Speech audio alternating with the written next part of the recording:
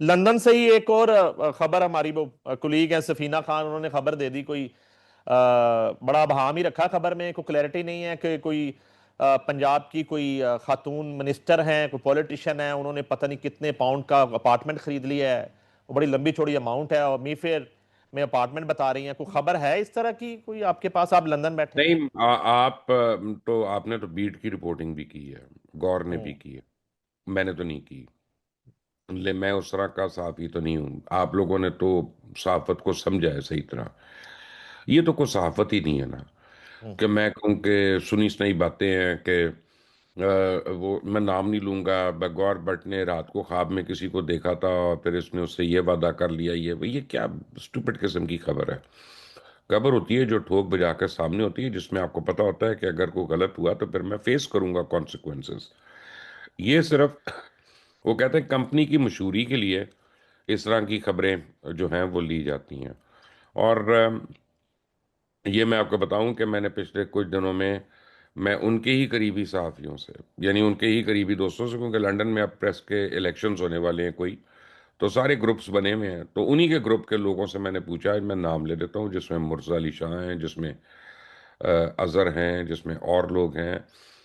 کوئی صداقت نہیں ہے اس خبر میں، کوئی کسی قسم کی صداقت نہیں ہے یار. اگر پھر یہ نہیں ہو سکتا نعیم صاحب کہ خبر مجھے پتا ہے اور وہ پھر آپ کو اور باقیوں کو اور باقی ساروں کو چھپ جائے، تو ہو نہیں اتنی بڑی خبر وہ بھی.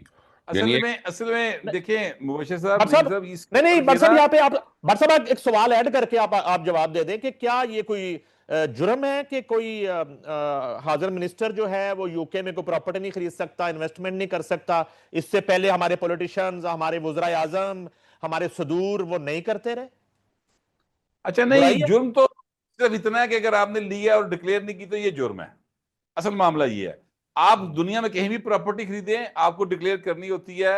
وہ عام آدمی کے لیے بھی وہی قانون ہے، اور بٹ جو صاحب جب منسٹر میں ہے اس کے لیے بھی جب وہی قانون بٹ صاحب جب میں وزیر بنا تھا نا، تو ہمیں ایک رول سمجھایا گیا تھا چیف سیکرٹری کی طرف سے کہ آپ کے پاس سینکڑوں عرضیاں آئیں گی روز کی، ٹھیک ہے نا، کمپلینٹس آئیں گی، لیکن جس کمپلینٹ پہ نام، پتہ اور شناختی کارڈ نمبر نہیں ہوگا اس کو سیدھا ڈسٹ بن میں پھینک دیں، کیونکہ وہ سرکاری کام میں رکاوٹ ہے.